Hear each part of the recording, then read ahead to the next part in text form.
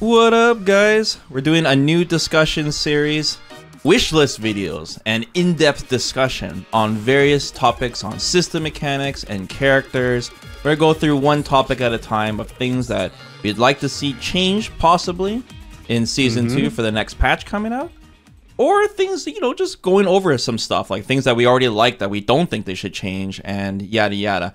But let's start with the system mechanics first, Mir, because, you know, that's gonna make the most drastic changes to the game and the other characters.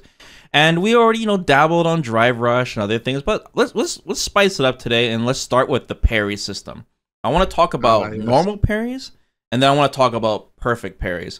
So I don't know. Let's just start this off, Mir. I'm just gonna ask you, like, what do you like about normal parry, like right now in the game as this mechanic? I actually really like normal parry, kind of like an enhanced block, right? Like the force field, the barrier, you know. Yeah. FD, however you wanna call it. Yeah. Defense. I like the idea of spending your resource to empower your block in a way that rewards you for correct defense. Yeah, like the system is gonna fall apart if you're burning all this drive meter. And like it's your main way to get your meter back. Like it saves you in the corner. Otherwise, you know, they're gonna pressure you to death and you're just gonna run out. Like parry is like something super important that everyone needs to know and use in the game. So without it, like how else are we gonna get our meter back quickly, you know? And of course it has its weaknesses. I mean, we know that it is vulnerable to throws as you are unable to tech them. So it has a very, very distinct punish. You also get to drive rush out of parry, which is then two mechanics tied together. Yeah, you can drive reversal out of parry if you parry things too. So you can tell that they really did a good job tying in parry with all the other system mechanics. In general, I think normal parry is very well implemented, and I really like it. I think it's a cool idea to have something like that in a Street Fighter game. I guess we both agree, like parry, it's a very necessary mechanic. There's nothing, I think it's balanced well, the normal parry. So there's nothing you dislike about it? Well, the biggest issue I would say is that it's so intertwined with other game mechanics that if the other game mechanics are changed, like Drive Rush or Perfect Parry or whatever, then you have to also adjust parry. Otherwise, it loses some of its value. It's a little bit too deep in the system, I suppose, but that's just because that's how they built the game. Yeah. However, Perfect Parry. Ooh, now we're going to talk about Perfect Parry already? Okay. Perfect Parry. This is the topic that a lot of pro players have beef with. Because now it's kind of a question of risk reward. The game actually freezes and you can almost do any punish you want. So like the thing about Perfect Parry that I think could be interesting for a game like Street Fighter 6 is that you can clearly tell that some moves have been designed with the idea of them being slow and reactable. So that if you correctly see them and react with your parry, with the correct timing, you'll be able to get a perfect parry and freeze the screen and get a punish. Right? Yeah. And it is a heavily scaled punish, but it is a punish nonetheless. And that sort of aspect of Perfect Parry, I think it's pretty neat because you're not really doing it, you know, like on wake up or after recovery. You're doing it in neutral and you are reacting to something. Also, Perfect Parry in fireballs, I think it's a good mechanic. I think the way the zoning is built is definitely very strong, like a fireball zoning, because of the drive gauge damage as well. So having the Perfect Parry and the ability to catch someone as being a little bit too reckless throwing fireballs, it's a very good idea. These are the things that I like, but almost everything else in the implementation of Perfect Parry I really dislike. Yeah, okay, so let's get into that. What don't you like about Perfect Parry right now? Well, okay, so the first thing is a matter of risk reward. So the risk for Perfect Parry is the same as normal parry, which is being thrown, right? So the punish counter throw. Yeah. But potentially what you can get out of it is basically landing a perfect parry is highly rewarding, and not necessarily in the terms of damage, like I was saying before, but in the terms of positioning and being able to push someone in the corner, for example. A great example is you get knocked down in the corner. It's like, oh, I'm a bad situation. The opponent managed to put me in the corner, and you wake up with a parry, and the opponent does a meaty. Yeah. And then you get the perfect parry, and then you go like, oh, I'm just gonna throw you in the corner. Yeah. And then you get switched. Yeah. Especially if maybe they are in burnout. It's like, oh, I finally managed to put them in the corner. Now it's my time to pressure them. It's like, oh, I got perfect parry. Now I die. Even though I mentioned how the combo is very, very much scaled, Supers in Street Fighter 6 have a minimum amount of scaling. For level 1, 2, and 3, it goes 30, 40, 50%. So a perfect parry at the wrong time, when the opponent is loaded in resources, it can still do massive amounts of damage, like upwards of 40%, if not even more. Yeah. if they spend all of their resources on it. There's also like other their characters that benefit from things like, for example, like Ken or Luke get so much of a perfect parry because they have such excellent meterless conversions that they can do to push you and gain meter, and also have Oki afterwards. And then there's characters like get huge benefits as well, like Manon gets a metal level. Like she doesn't care the damage scaling because the metal level is huge. So the reward is kind of, you know, it depends on which character you have that perfect parries what they're capable of, but right there is like a big difference. And one thing I personally don't like, Mir, about perfect parry, like you were talking about the corner situation and all that, and the fact that it's pretty much the same as normal parry, like the risk reward, is I really don't like it when players accidentally perfect parry, which is, I would say, almost the majority of the time it's happening. Like players are using parry intentionally and the way it should be used, like when they're waiting for to wait for their turn.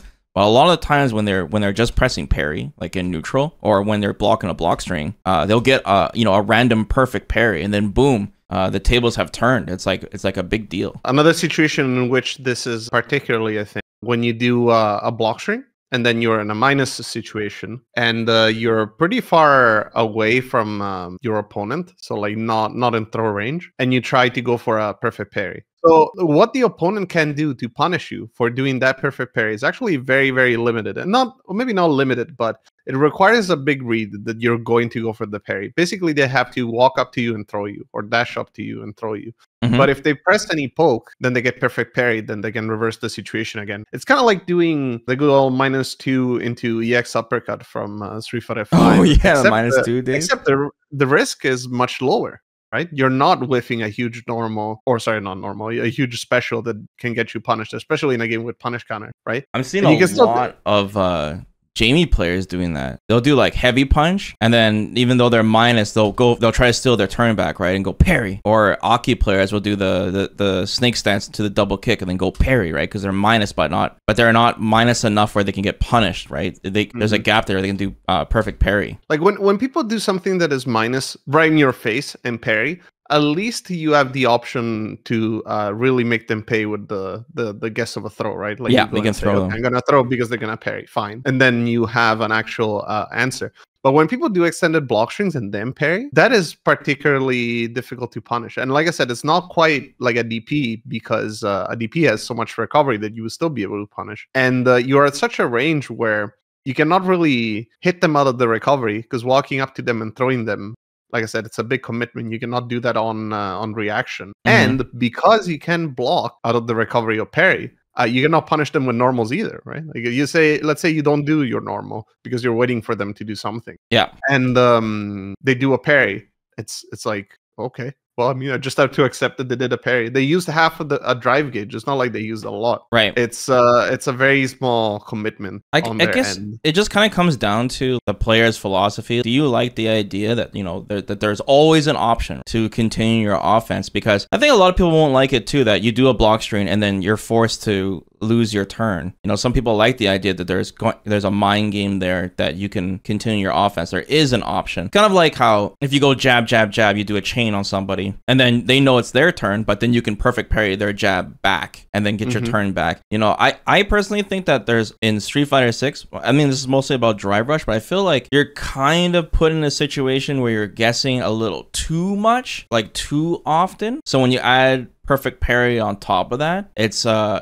little annoying, especially like you said, how the risk reward, like getting thrown, is pretty big. But even if you perfect parry, if you time it incorrectly, you're still gonna get the parry, you know, or the block. There's another thing about parry, right? The best punish that you can get on a parry is just a throw. Like most characters only have normal throws, right? Maybe some characters can punish you more if they have command grabs, like grapplers, or a command grab super even. But that's like 3 characters in the game. If you really want to make them pay for just parrying, most characters can just throw you, and that's it. And I think it's not quite the same with, say, for example, a shimmy or honestly anything else, right? Like if you have the correct read on those, you can technically score big damage. I mean, there's one thing I should note, Mir, in case somebody brings it up, that like if you tap parry, even though you can cancel the recovery into a guard, you can't use DI. So like if someone does this in the corner, for example, and you tap parry, during that recovery, the opponent can DI you and you can't DI back. So that's just Yeah, like that a is little true. nifty thing. Like I don't know. There's a lot of situations in the corner where like you'll neutral jump, the opponent will neutral jump, and then they'll see the opponent try to parry like as they neutral jump, and then they can land and do DI. Just want to point that out. That is true. I feel that parry as it stands right now, or perfect parry, is not different from parry in any way, right? Like basically you are committing the same as a normal parry Mm-hmm. without really incurring into any penalty for the potential improved reward. Yeah, like that's where I'm on the same Get a page normal with parry. you. I feel like even though the window is quite small, I mean it's 2-frame window. That's a really small window, you know. But it just seems like the perfect parry. It just happens often because you see parry often in the match, right? So it's only a matter of time. And on top of that, even though the window is small, if someone knocks you down, for example, doing a wake up perfect parry is quite easy to do because you just need to know the timing of when your character gets up and you press parry. Then you know when there's a scramble or anytime your character is in recovery after a block string, you know, if someone does a block string on you, you just need to know when it's your turn and then you can hold down parry, or vice versa, like you mentioned before, where you're minus and you press parry when you recover because you know they're going to take their turn back. So there is kind of like canned timing that you can learn to make it a lot more easier and practical to land. So I don't know, what do you think? Well, it's not just that, but also the fact that you also have the option to kind of like wait and see what your opponent does. If you do a parry and maybe you hold the parry, the opponent could be doing, say, a delay normal, and that would still be successful for you, right? It would be a good parry. Yeah. Even though you didn't get the perfect parry, you still get drive gauge back for the normal parry. And let's say the opponent doesn't do anything, right? Maybe they're walking back. You can convert it into a drive, right? Like on reaction, you can go into a drive. Oh rush. yeah, you just chill and then like if they start to back off, then you can drive rush in. Yeah, that's true. Yeah, and then the moment they go like, okay, well, they're gonna drive rush, then you can just let go of parry, and you're you're free, right? So the entire mechanic of parry, based on how it is built, it's already incentivizing a guessing game that I don't think needs to be there. As I was mentioning before, I like the idea of the perfect parry being used as a tool to stop difficult to punish moves. But that are reactable and reward the good like Ken's Dragon Lash good kick. reactions. Yeah, Ken's Dragon Lash kick. There's some characters that have some slower normals that are plus on block, that are just on the edge of reactability. If you're really laser focused, you can parry them.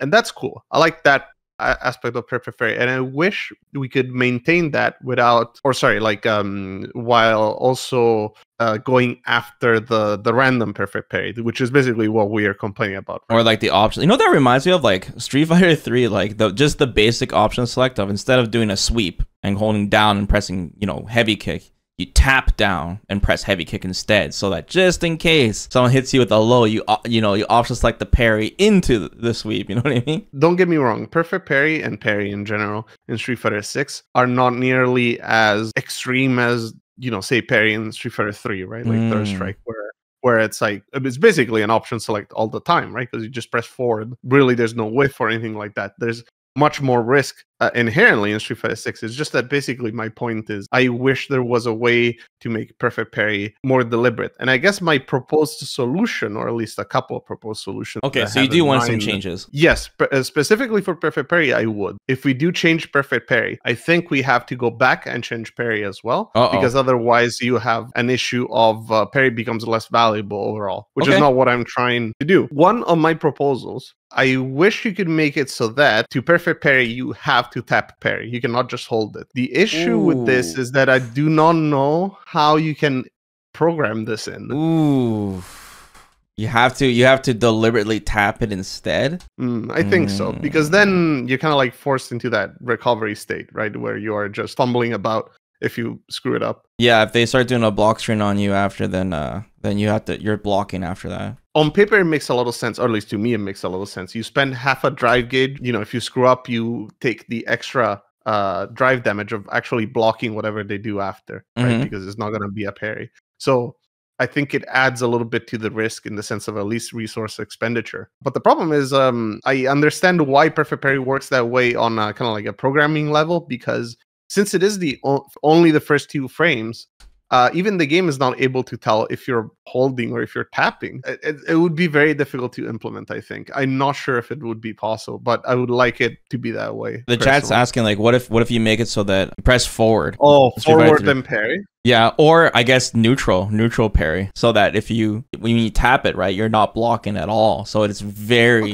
deliberate. Yeah, I could see that. That actually would be a way of making it so that the game can tell them apart. Yeah. So that is a good solution. Thank you, Chad. Actually, you did not think about that. Yeah, Chad's here to the rescue. Especially because, as we were describing before, parry, you can block out of the recovery, right?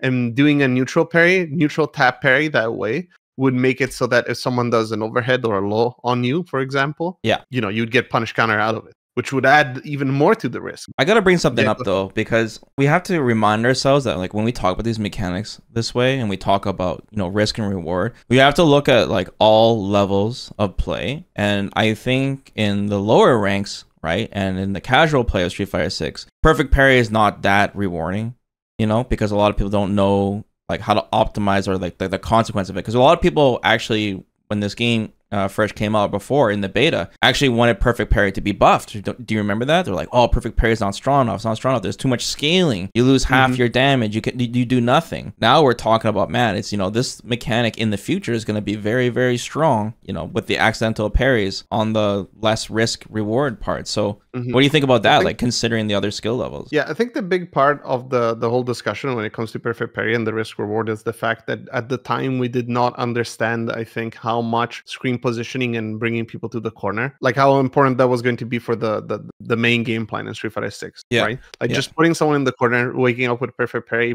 throwing them in the corner, it's such a huge momentum shift. You get a perfect parry in mid screen and neutral as Ken, you do, you're comboing to run Tatsu and you're in the corner, that sort of thing. We just had no idea that the game would be so reliant on trying to push people towards the corner, or at least we had an idea, but maybe we didn't quite understand the implication. People tend to only look at the damage when they look at value of things, because there's no real concept of Oki, like the way that it is optimized at higher levels. Like people maybe do approximate Oki, they kind of have an idea of how to do a meaty and stuff, but they don't have precise setups. Yeah, they just know it's their turn. Yeah, oftentimes they get jabbed out. Sometimes at lower levels even, they just don't know that they can continue offense, right? So it's always go back to neutral every time. And as such, when you get a perfect parry and the damage is low, you're like, oh, that kind of sucks. I feel like it's unavoidable at that point. It's just another matter of optimization. It's like saying at lower ranks, people have worse combos because they do not know how to optimize, or they do not know all their combo routes. But then again, that doesn't mean that it's an issue with the combo system per se.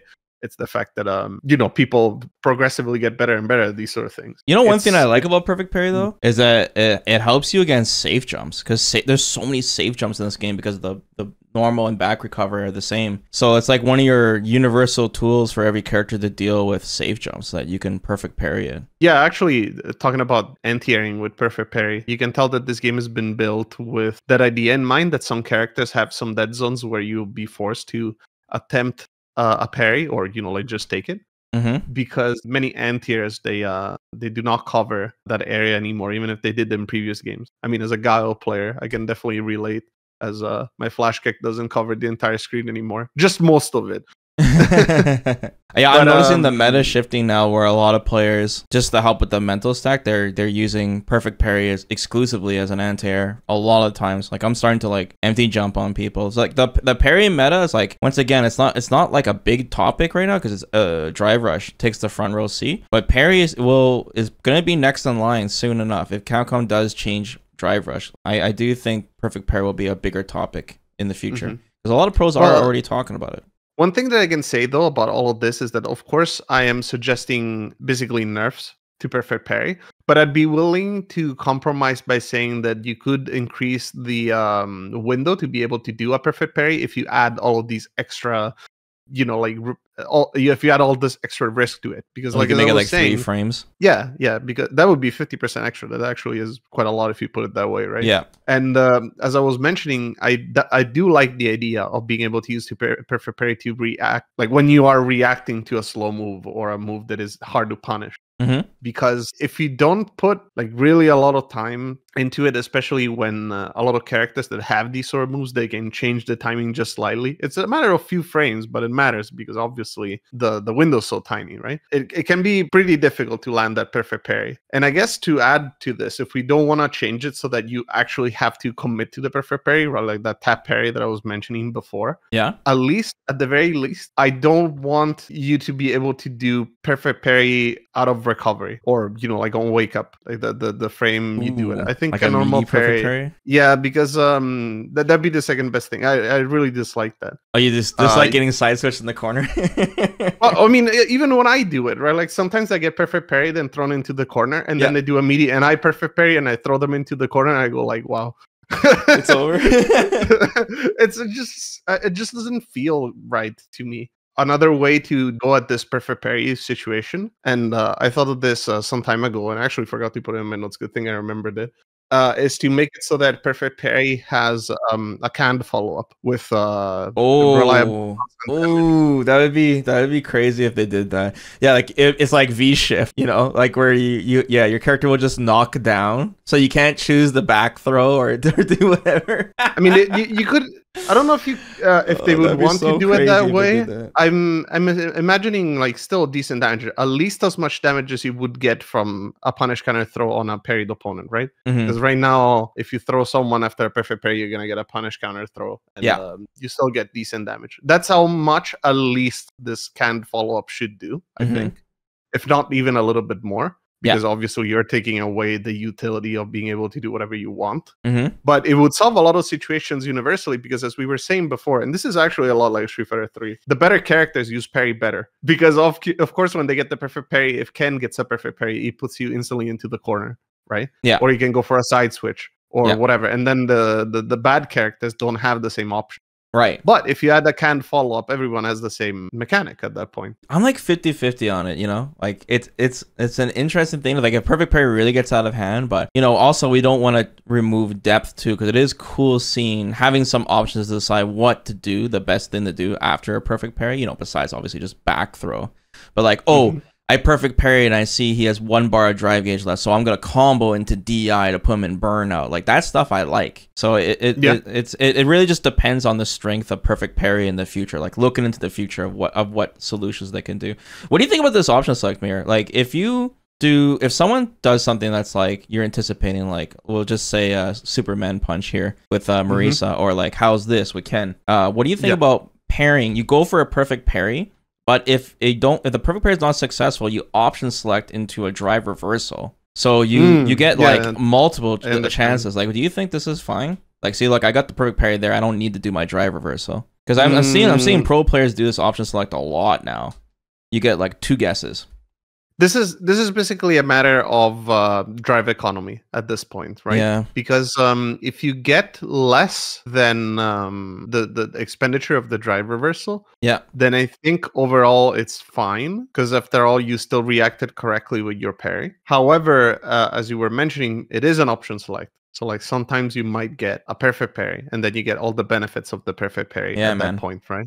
Or you're gonna block it. Like it's if the Capcom implements that change that I was suggesting of only tap pairing, then this option select should disappear, because then you wouldn't be able to do it. So that's one potential solution. Another thing I want to point out too is that like we're kind of looking at this in a vacuum, like this mechanic, and there could be other problems too. Like for example, I was saying like one really good thing about perfect parry is stopping safe jumps, but maybe safe jumps is the issue, and you're saying that like, oh, I really don't like it when I can just back throw them from a perfect parry when I'm in a bad situation and just totally turn the tables. That could be a problem with the corner in the game too. Even Ryu, when he does his back throw is really bad compared to a lot of characters. Like he's pretty far. He doesn't get stronger Oki afterwards. So even Ryu doesn't benefit as well from the perfect parry back throw, for example. So that's could be a character thing too. So it's a lot more complicated if we look outside of just parry. For example, maybe it's a problem that Ken can push you to the corner immediately, right? Or Luke can too. In general, the big issue with these sort of proposed changes that we're suggesting right now is that they're fairly drastic, I think. And I don't think Capcom would be willing to make such a big change this early on No, in Street Fighter 6. If I don't think anything, so. this would be something like a season 2 or season 3 Yeah. change. So realistically, I don't expect Perfect Parry to almost change at all. No, I don't think so either. Next patch. However, as we were saying before, because of the individual character balance, I'm thinking that a lot of characters will get, like less out of a Perfect Parry. Like the stronger characters, I think they will be nerfed accordingly so that their utility is reduced because Perfect Parry is a thing. Another thing that you could do is add a little bit of pushback when you score a Perfect Parry, so that maybe like a throw isn't guaranteed unless you're like really inside. They can add more recovery to it too, if they want to go that route, so you can't necessarily throw after if they want to. That way, it'll be less of a reward when, like, just perfect parrying a jump in, for example, is already rewarding because you don't have to hold the plus frames. And even if you don't get a punish, it's still really good, right? You just reset back to neutral. If they want to go that route with perfect parry, just make it less rewarding. I think the damage scaling is fine right now. I think that was well thought out.